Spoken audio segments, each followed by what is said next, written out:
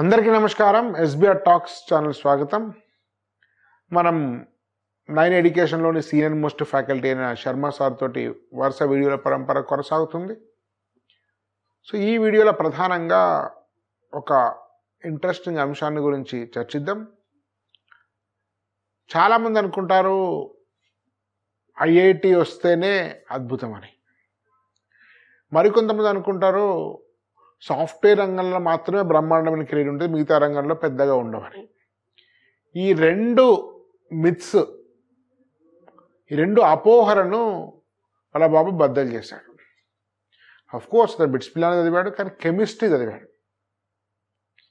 కానీ ఇప్పుడు వాళ్ళ బాబు ఉన్నటువంటి స్థాయి ఒక మంచి ఐఐటీలో కంప్యూటర్ సైన్స్ చదువుకున్న వాళ్ళకంటే కూడా చాలా యూనిక్ స్థాయి, యూనిక్ జాబ్ చేస్తున్నాడు. చాలా థ్రిల్లింగ్ జాబ్, మంచి ఎక్స్పీరియన్స్ అమెరికాలో. సో వారి బాబు కెరీర్ ఏ విధంగా రూపొందింది, పిల్లల్ని గొప్ప స్థాయికి వెళ్తారని ఏ విధంగా సార్ గుర్తుపెట్టారు, ట్రెండ్కి విభిన్నంగా డిఫరెంట్ కోర్స్ ఎట్లా చూజ్ చేసుకున్నారు అనేటువంటి విషయాలు మనం తెలుసుకున్నట్టయితే మీ పిల్లల కెరీర్ మీద కూడా మీకు మంచి సరైనటువంటి దృక్పథం ఏర్పడుతుంది. ప్రస్తుతం 9 ఎడ్యుకేషన్ గురించి చాలామంది తెలిసినటువంటిది ఒక అద్భుతమైనటువంటి సంస్థ. తక్కువ స్ట్రెంత్, ఎక్కువ మంది ఐఐటియన్స్, బెటర్ కేర్ ఉండేటువంటి సంస్థ. దీని మీద పూర్తి వివరాల కోసం స్క్రీన్ మీద నెంబర్ ఫోన్ చేసి తెలుస్తుంది. ఒకవేళ మీరు ఎస్బిఆర్ టాక్స్ ప్రతిష్టానికి సంబంధించిన మెంటర్ తోటి గైడెన్స్ తీసుకోవాలంటే కూడా వారి నెంబర్ స్క్రీన్ మీద మీరు ఉపయోగించుకోవచ్చు. నమస్కారం సార్. నమస్కారం. సార్, యాక్చువల్గా మీరు ఇంతకుముందు వేరే వీడియోలు మీతో మాట్లాడుతూ ఒక మాట అన్నారు. మా బాబు స్కూల్లోకి వెళ్తున్నప్పుడు ల్యాబొరేటరీ వాటి మీద ఇంట్రెస్ట్ చూపెట్టేవారు అని చూపెట్టారు. యాదృచ్ఛికంగా మీ బాబు సైంటిస్ట్ అయ్యాడు అమెరికాలో. సో ఈ రెండింటిని ఎట్లా కొరిలేట్ చేస్తారు మీరు? అంటే నేను దాదాపు మనం వీడియోలో ఇంతకుముందు డిస్కస్ చేసుకుంటాం, నాకు దాదాపు 30 years ఎక్స్పీరియన్స్ అండి. కాకపోతే మా బాబు స్కూల్లో చదివేటప్పుడు ఏ స్కూల్ తీసుకోవాలి అనేది ఆలోచించినప్పుడు నేను ఎక్కడా కూడా నాకు ఐఐటి రావాలనో ఇంకో ఉద్దేశంతో ఎప్పుడు మొదలు పెట్టాలి. స్కూల్ అనేది ఎలా ఉండాలి అంటే పిల్లల ఎంకరేజ్ చేయాలి, వాళ్ళ పరిసరాలను వాళ్ళు చూడగలిగేటట్టు చేయాలి. ఇదే దాంతో అందుకే ఎక్కడ టార్గెట్ ఐఐటి జేఈ కోచింగ్ అది కూడా చూడాలి. మీరు ఐఐటి కోచింగ్ ఎక్స్పర్ట్ అయ్యుండి, నేను ఐఐటి జేఈ కోచింగ్ ఎక్స్పర్ట్ అయ్యుండి కూడా అంటే నాకు తెలుసు కదా ఐఐటి జేఈ రావాలి అంటే నాకు టార్గెట్ ఐట్లో ఏదో ఇంత ఇన్ఫర్మేషన్ ఇంత తక్కువ టైంలో ఇచ్చేయాలనేదో కాదు, ఇంటెలిజెన్స్ డెవలప్ చేయాలి అనే దాంతో. సో అందుకని అసలు ఇవన్నీ కూడా నా మైండ్లోకి రాలేదు. అప్పుడు నేను ఐసిఎస్సి కావాలి అనుకున్నాను ప్రోగ్రాము, వాడిని అందులో పెట్టాను. ఎక్కడ సార్, ఏ స్కూల్ బాబు? ఇక్కడేనండి, మలక్పేటలో సెయింట్ జోసెఫ్స్ అని ఉంటుంది. మంచి స్కూల్. మంచి స్కూల్ అంటే నార్మల్ స్కూలు, అందరూ టీచర్లు, లేడీ టీచర్స్, స్టాఫ్స్. దానికన్నా కూడా నేను చూసింది ఏంటంటే వాడిది ట్రాన్సిట్ టైంలో ఎక్కువ పోవద్దు, అంటే జర్నీలో ఎక్కువ పోవద్దు, ఇంటికి దగ్గరగా ఉండాలి, నేను తీసుకున్నా లేకపోతే వాళ్ళ మదర్ తొందరగా తెచ్చుకోగలిగేటట్టు ఉండాలి అనే ఉద్దేశంతో పెట్టింది అంతే. తర్వాత అయినో అలా వదిలిపెట్టలేం కదా. వాడు ఎప్పుడైతే 6-7 తరగతికి వచ్చాడో, 6th 7th క్లాస్కి వచ్చాడో నా మీద ప్రెషర్ ఎక్కువైంది. ప్రతి ఒక్కళ్ళు కూడా మీరు టార్గెట్ ఐఐటి జేఈ అంటే మీరు ఐఐటి జేఈ ఫ్యాకల్టీ మీ పిల్లవాడిని ఎందుకు టార్గెట్ జేఈడిలో పెట్టట్లేదు, ఇది నమ్మండి నా మీద చాలా ప్రెషర్ ఉండేది. బట్ నేను ఎప్పుడు మేడం కూడా ప్రెషర్ పెట్టారా? తనకి తెలియదు కదా, తన అదృష్టం కొద్దీ తను పొలిటికల్ సైన్స్ అనమాట, ఎంఏ పబ్లిక్ అడ్మినిస్ట్రేషన్ దాంట్లో సివిక్స్ లెక్చరర్. రేపు ఏం చదువుకునే వాళ్ళు కూడా ఐఐటి ప్రెజర్ పెడతారు అంటారు. అంటే తనకు నా మీద నమ్మకం ఎక్కువే, అదృష్టం కరెక్ట్ అంటే చూస్తూ ఉంటారు కదా వాళ్ళు. సో తను ప్రెషర్ పెట్టలేదు. ఎవరైనా తను అడిగినప్పుడు, తను వచ్చి అడిగినప్పుడు నేను అదే చెప్పేవాడిని, ఇంటెలిజెన్స్ అనేది కావాలి, అది ఎట్లా వస్తుందని చూడాలి. నాకు ఐఐటి వస్తుందో ఇంకోటి కాదు, రేపొద్దున ఐఐటి అయిపోయిన తర్వాత ఏం చేయాలి, ఇంటెలిజెన్స్ కావాలి కదా నాకు. సో అందుకని నేను ఎక్కడ కూడా హడావుడి పడలేదు, ఎక్కడ ట్యూషన్స్ కూడా పంపించలేదు అండి. 6th 7th 8th వచ్చినా కూడా అందరూ ప్రెషర్ పెట్టినా కూడా నేను వాడిని తీసుకువెళ్ళింది ఏంటంటే ఒక అబ్జర్వేషన్ మోడ్లోనే పట్టుకెళ్ళాను. అంటే నువ్వు ఎక్కడికి వెళ్ళినా కూడా నీ పరిసరాలను చూడగలగాలి. అంటే అందులో సైన్స్ కనబడుతుంది, ఏదైనా యాక్సిడెంట్ అయినప్పుడు కనబడుతుంది, ఇంపాక్ట్ ఎట్లా అబ్జర్వ్ అవుతుంది. అట్లాగే ఏదైనా డ్యామ్కి పట్టుకెళ్ళినప్పుడు అంత వాటర్ స్టోరేజ్ అయిందంటే ఎంత ప్రెషర్ ఉంటుంది. ఇవన్నీ నేను చెప్పలేదు వాడికి. అక్కడికి తీసుకువెళ్ళి నువ్వేం అబ్జర్వ్ చేస్తున్నావు ఇది చూడు, చూసిన తర్వాత చెప్పు. అంటే I made them speak out, మాట్లాడాలన్నమాట, మాట్లాడి ఎక్స్చేంజ్ చేసుకోవాలి. అటువంటప్పుడు నీ అబ్జర్వేషన్ పెరుగుతుంది. అబ్జర్వేషన్ పెరుగుతూ ఆటోమేటిక్గా అందరూ ఇంటెలిజెంట్గా తయారవుతారు. God gives the same brain to all people, it all depends on how you use it. మనము రెప్లికేట్ మోడల్, టార్గెట్ ఐటీ దానికి వెళ్ళిపోయి వాడి చేత సిలబస్ డంప్ చేయించుకుని 8th 9th 10thలోనే ఇంటర్ సిలబస్ చెప్పేసుకుని ఇవన్నీ I did not believe in that, right? Intelligence ఉంటే చాలు, ఆటోమేటిక్గా 10th 11thలోకి వస్తే చేస్తారు అనే దాంతో. అలాగే వాడు కూడా ఏంటంటే ఆ అబ్జర్వేషన్ చేయడం ద్వారా, అంటే ఇంట్లో అబ్జర్వేషను, బయట రోడ్ల మీద వెళ్ళినప్పుడు ఎవరైతే రాంగ్ రూట్లో వెళ్తున్నారో అడిగేవాడు కూడా అదేంటి అట్లా వస్తున్నాడని, అరే మనకెందుకు అని వదిలేకుండా కారణాలు చెప్పేవాడు అనమాట. అంటే అది ఏం జరగబోతోందని. సో ఎక్కడైనా రోడ్డు మీద అడ్డంగా పడి ఉన్నా కూడా వెళ్ళి తీసి మరీ పక్కన పెట్టేవాళ్ళం. అంటే we created good habits. Good habits made him think. So దాని అడ్వాంటేజ్ ఏమైందంటే వాడు కూడా ఎక్కడ కంగారు పడలేదు. He was the topper in the school, 10thలో 3rd పొజిషన్. చాలా ఐసిఎస్సిను చాలా మంచి టెస్టింగ్ ప్యాటర్న్ అది. ఎక్కడ కాపీయింగ్ కానీ రెప్లికేట్ కానీ ఇవేవి కావు. చక్కగా చదువుకున్నాడు, చక్కగా రాశాడు, అన్నీ అయిపోయినాయి. మంచి టాపరు తను కూడా. అట్లాగే తను ఎప్పుడైతే ల్యాబ్ చేస్తున్నాడో తన ఇంట్రెస్ట్ ఉండేది. అప్పుడప్పుడు నా క్లాసులకు పట్టుకెళ్ళేవాడిని. ఏదో ఆ క్లాసులో చెప్పే కాన్సెప్ట్స్ చెప్పి ఎగ్జామ్ పెడదామని కాదు, అసలు క్లాస్ ఎట్లా ఉంటుంది, ఒక హయ్యర్ లెవెల్ క్లాస్ ఎలా ఉంటుంది అని చెప్పి ఇవన్నీ కూడా వాడిలో ఆ ఇంట్రెస్ట్ డెవలప్ చేసేయి.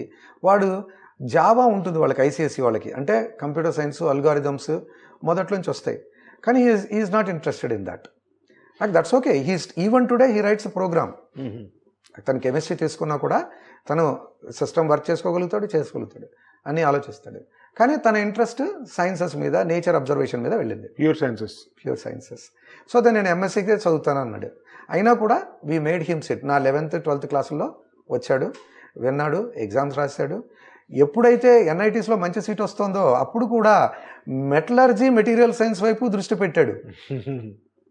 ఎందుకంటే 3D ప్రింటింగ్ కానీ, నానో టెక్నాలజీ కానీ, అంటే ఈ డిఫెన్స్ ల్యాబ్స్ గురించి వీటిని కూడా డిస్కస్ చేసేవాళ్ళం. అంటే we use to be very very friendly. Like ఏదైనా డిస్కషన్కి వచ్చినప్పుడు వాళ్ళ లాజిక్ దెబ్బతీయద్దు అనమాట. ఇది చాలా పేరెంట్స్ గుర్తుపెట్టుకోవాలి. చాలామంది పేరెంట్స్ ఏం చేస్తారంటే ఇది వీళ్ళతో ఇట్లా మాట్లాడదు అట్లా మాట్లాడదని లాజిక్ దెబ్బతీస్తారు. Never destroy their logic, let them continue. So అట్లా కంటిన్యూ అయ్యాడు. నేను కెమిస్ట్రీ చదువుతానన్నాడు. నేనన్నా ఇంజనీరింగ్ అయితే కూడా బెటర్ ఉంటుంది. అందుకని our priority was chemical technology with chemistry. So మేము దేశం మొత్తం చూసినప్పుడు బిట్స్ పిలానీలో బాగా ఉంది కెమిస్ట్రీకి పిలానీలో. So B Tech with chemical technology plus MSc dual degree course ఉంది కదా, డ్యూయల్ డిగ్రీ కోర్స్. ఆ కోర్స్ చేశారు. పెట్టిందే అదే ఆప్షన్, అదే చదివాడు. అదే ఆప్షన్ పెట్టారా? ఒకటే ఆప్షన్ పెట్టింది. ఓ బిట్స్ పిలానీలో కావాలి, అక్కడే కావాలి అనే దాంతో. ఆ కెమిస్ట్రీ బై ఫ్లూక్ కాదు, మీకు choice, our choice was that. And అది రిజల్ట్ డిలే అవుతుండడంతో, అంటే వాళ్ళు డిక్లేర్ చేయడానికి ఈ నిఫ్ట్ రాంచీ అని ఉంటుంది. ఏషియాలోనే the first only institution which has forge and foundry machine. So ప్రయర్గా అక్కడ తీసుకున్నాం. అది కూడా మెటలర్జీ అండ్ మెటీరియల్ సైన్స్. నిఫ్టా, National Institute of Forge and Foundry, NIFFT. So ఏషియాలోనే అది 100% ప్లేస్మెంట్స్ ఉంటాయి. చాలా మందికి తెలియదు. మెయిన్స్ ద్వారానే. GFT అనుకుంటుంది కాదు, అది NITs పేరు రాదు. NIFT, GFT కాదు. NITs ద్వారానే అడ్మిషన్ అవుతుంది దానికి. సమ్మర్ క్యాపిటల్ ఆఫ్ బీహార్ అది. చాలా బాగుంటుంది. ప్రొఫెసర్స్ తోటి మాట్లాడాను కూడా. నేను వెళ్ళి 2 రోజులు ఉన్నాను అక్కడ. ఆ తర్వాత అడ్మిషన్ ఇది కన్ఫర్మ్ చేసిన గవర్నమెంట్, అది గవర్నమెంట్ అండి. NIFFT Ranchi, NIFT Ranchi. 100% placements ఉంటాయి. అందరూ 2 బ్రాంచ్లు ఉండేది. చాలా కూల్గా ఉంటుంది. చాలా మందికి తెలియదు అది, అందుకని దాన్ని ఆప్ చేసుకోరు. 2 బ్రాంచ్, 2 ప్రోగ్రామ్స్ అందులో, metallurgy and material science and manufacturing processes. 100% placements. అంత బాగుంటుంది అది.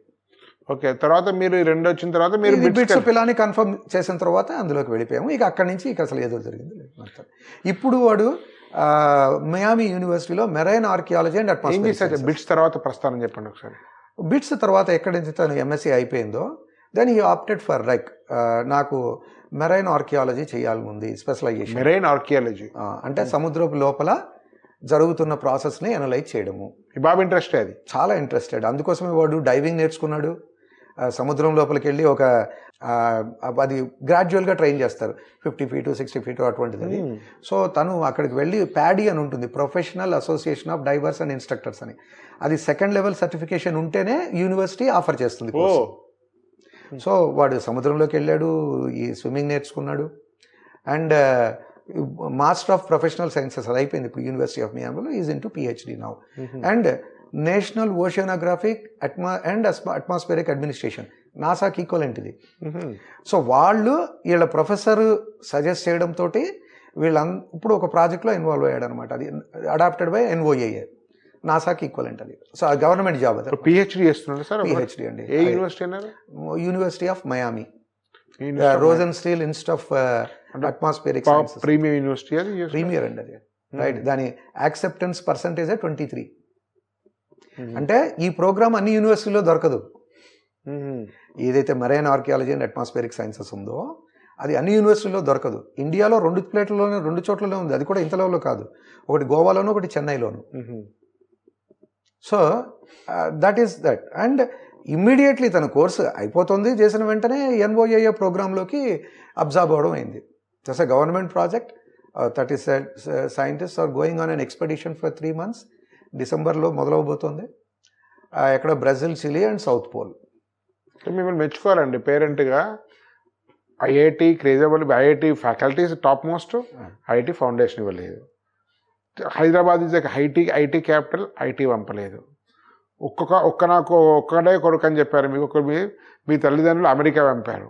దట్లో సముద్రంలో దిగారు. యూనిక్ ఫీల్డ్ చేశారు. ఇట్స్ వెరీ గ్రేట్ అండి. అంటే పేరెంట్గా అంత ఫ్రీడము, పిల్లల యొక్క ప్యాషన్ అర్థం చేసుకొని, తల్లిదండ్రులకి ఏంటంటే మన టూ మచ్ పాంపరింగ్ ఉందండి తెలుగు స్టేట్స్లో. వాడిని ఎటు బస్సు ఇక్కడ నుంచి కరీంనగర్ బస్సు ఎక్కితే 4 సార్లు ఫోన్ చేస్తారు. బస్సు ఎక్కినవా, దిగినవా, టికెట్ కొన్నావా, తిన్నావా, పొద్దు నుంచి 10 సార్లు ఫోన్ చేస్తారు. మీరు యూఎస్లో ఉండి సముద్రంలో డైవింగ్ నేర్చుకుని పంపినా కూడా మీరు యాక్సెప్ట్ చేస్తున్నారు. బయట ఎన్నో కెరీర్ అంటే that is for hats off అండి. అందరూ తల్లిదండ్రులు మీ దగ్గర నుంచి నేర్చుకోవాలి. అంటే కొంచెం అంటే పిల్లల్ని అర్థం చేసుకోవాలి చెప్పాలి. ఐఐటి వస్తేనే లైఫ్ అనేది అబ్సల్యూట్. ఇప్పుడు అంటే చెప్పొద్దు, గవర్నమెంట్ ఎన్ఓఏఏ అది ప్రాజెక్ట్లో. సో వాడు అబ్జర్వ్ అయ్యాడంటే ఆల్మోస్ట్ ఆల్ గవర్నమెంట్లో అబ్జర్వ్ అయినట్టే. గవర్నమెంట్ ఆఫ్ అమెరికా ప్లస్ అన్నిటికంటే ఇష్టమైన ప్యాషన్. ఇప్పుడు బై ఇష్టంతో అందరూ సాఫ్ట్వేర్ రావట్లేదండి. ప్రెజర్ తోటన్నా వస్తున్నారు, వేరే ఆప్షన్ లేకన్నా వస్తున్నారు, లేదా సాలరీ ఎక్కువ వస్తున్నారు. బట్ మీకు ఇష్టమైన job, prosperous career, security career, plus మీకు అమెరికాలో మీ ఇష్టం. అది గ్రేట్ అండి. ఫస్ట్ ఎంకరేజ్ చేసినందుకు మీకు అందరికి మా తరఫున కృతజ్ఞతలు. ఇట్లా పేరెంట్స్కు మీరు ఒక రోల్ మోడల్ అనుకుంటున్నాం. Great teacher and great parent కూడా దీంతో మాకు అందరికి అర్థమైంది. అది ధన్యవాదాలు. ఇది శర్మ సార్తో చేసినటువంటి మరొక ఇంట్రెస్టింగ్ విషయం. మీరందరూ మీ వీడియోలు ఎక్కువ మంది రీచ్ కావాలంటే మీకు ఒకే ఒక్క పని, లైక్ అని చేయండి. మీ వీడియో నోటిఫికేషన్ రూపంలో రావాలంటే సబ్స్క్రైబ్ చేయండి. ఇంటర్మీడియట్ కాలేజీలు కానీ, స్కూల్స్ కానీ, ఇంజనీరింగ్ గురించి కానీ, మీకు మా కోర్సెస్లో చేరాలన్నా, మా గైడెన్స్ కావాలన్నా, మా కమ్యూనిటీ గ్రూప్ రావాలన్నా మీ స్క్రీన్ మీద నెంబర్ ఇవ్వండి.